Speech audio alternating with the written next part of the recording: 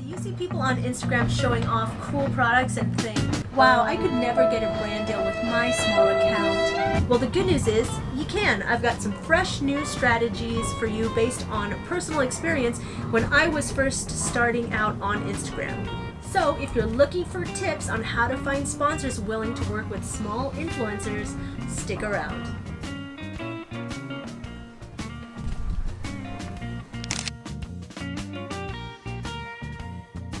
Welcome to Dare to Dream School. I'm Michelle Osorio, a filmmaker and singer, YouTuber turned entrepreneur, and I was able to grow 2 Instagram accounts quickly to 23,000 and 17,000 followers in just a matter of months. So now I'm here to show you how I did it. And we are on this awesome steam train trip here in the United Kingdom. I thought this would be the perfect place to do some Instagram photos for a brand deal and teach you some tricks. But first, real quick, if you're interested in online video, personal branding, and social media growth for you or your online business, consider hitting that subscribe button and tap for notifications so that you can know when I go live, so you can ask me questions directly in my weekly live Q&As. So my first tip is, if you're just starting out, you don't have to worry about having a following so much as just working on your engagement. If you don't have a lot of engagement, you need to start working on that now. Now that's totally possible. Engagement just means that when people see the pictures on your Instagram, they're gonna like, they're gonna comment, they're gonna spend lots of time looking at the picture and examining it. And so that's what it means, that they're engaging with the content. So don't be intimidated. If you don't have a big following, a lot of times these days, brands are actually looking for what are called micro-influencers, which means you may not have a big following, but you have a lot of engagement. So the studies show, the numbers show, that bigger influencers actually tend to have less engagement percentage-wise, which means if there's an influencer with 100,000 followers, they might only have 2 or 3% engagement, and that's because people might not be commenting as much percentage-wise for how many followers they have. Whereas brands have started to notice that micro-influencers, people with very small followings, they actually have a higher percentage of the people who are following them making comments and engaging, because it's a kind of a smaller community and it might be made up of more people you know and that you engage with. So that's a good thing, because if you're a micro-influencer, you still have a good chance of getting a brand deal. It happens all the time.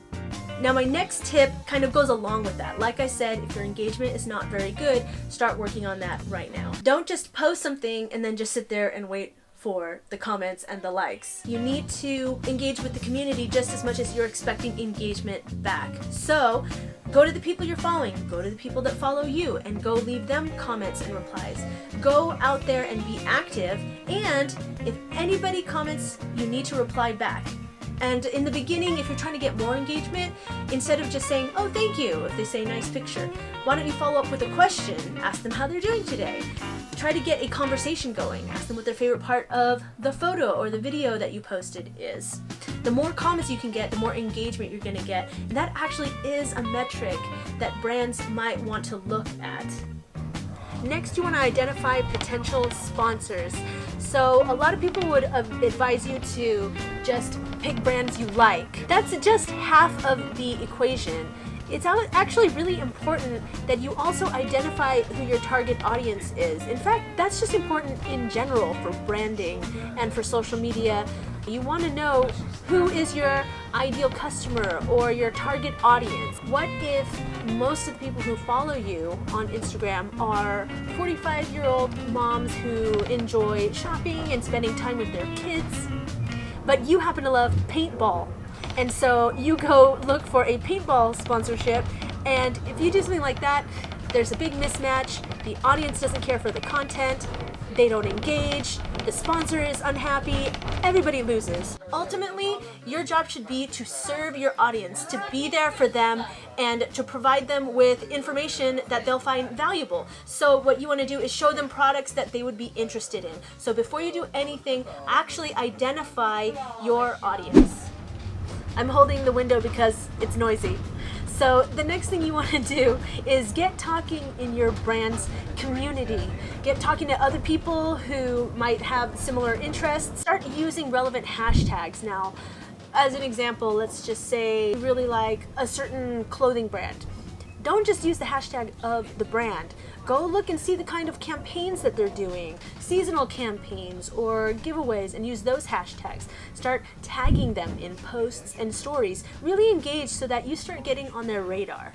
When you're ready, start talking to the brands too. This goes beyond just Instagram. Now, Twitter is actually a really great place to engage with brands. That's actually how I was able to start conversations with particular companies and have a two-way dialogue.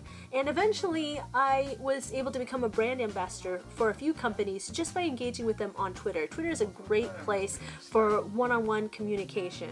The idea is that you want to start warming them up. You want to be talking to them. When you're ready, you can slide into the DMs and see if they're ready. You can do a soft pitch and just say, hey, I'd love to work with you sometime if you ever think that I'd be a good fit for one of your campaigns, and then you can hit them up again. It's totally fine. What's the worst that'll happen? They'll say no.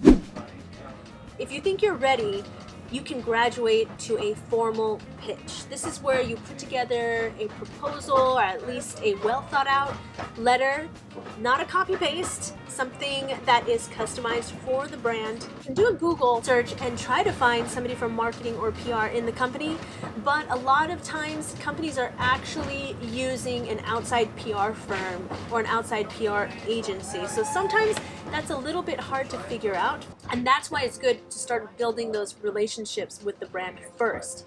That way, they might keep you in mind and refer you to the PR agency later. If you find that too difficult, or maybe you're just a little shy and you're not ready to reach out to brands, something you can do is create an account on websites like Aspire IQ or Influence.co, or if you have enough followers, you can join FameBit. All of those are basically a third-party service, like a middleman, that sort of aggregates opportunities that the brands have brought to this company, to this website, and then you can just look for campaigns you're interested in and just apply. I have done those a few times. It's easier in the sense that I don't have to feel shy about approaching anybody. I can just submit a proposal, but I already know what kind of campaigns the brand is going for. They'll already set the terms in terms of how many followers you need to have, how much engagement you need to have, and these websites, what's cool about it is if you grant permission, it will gather helpful information, analytics, insight that the brands can use. For instance, a brand might have a campaign that says, hey, we want to show off fall colors in our clothing collection, but you need to have these many followers and 5% engagement on your posts, and we're looking for these type of influencers in this country. But that's really helpful, right? Because then you know if you fit the criteria or not. And I do this once in a while, and I would say that I get approved probably about half the time, which is pretty good. And I'd say that's probably because I've always had really good engagement, even when I haven't had a lot of followers, because I am really good at engaging my community, replying to everybody as best I can, and then looking at my top engagers and going to visit them on their profiles and talking to them, commenting on their pictures, liking. You know, you got to pay it forward. That is a very important part if you're going for the engagement. So the next level to this is to create a media kit. That's where you put together slides with helpful information about your audience demographic. You might show some of your portfolio. Now that could be a whole nother video in and of itself, so let me know in the comments if you want me to talk more about what it's like to create a media kit. But just so you know, that could be overkill. I never created one, and I was able to get lots of brand deals. That's actually something on my to-do list that I really need to work on. So it isn't necessary, but if you don't have a lot of followers, it doesn't hurt to have a media kit under your belt. So let's say that you pitch a brand, or you just DM them and say, oh, I'd love to work with you, and then they actually reply. It actually does happen a lot. So are you prepared for the next stage, for negotiating, how to talk about terms? I actually talk about that in my next video, where I take you through the anatomy of a brand deal from beginning to end, and that's actually why I'm wearing this outfit, so make sure you check out that video. And remember, this is doable. You can do anything you set your mind to, and don't let anybody talk you out of your dreams. Remember, never give up, always be a dare to dreamer. See you in the next video. Osorio out.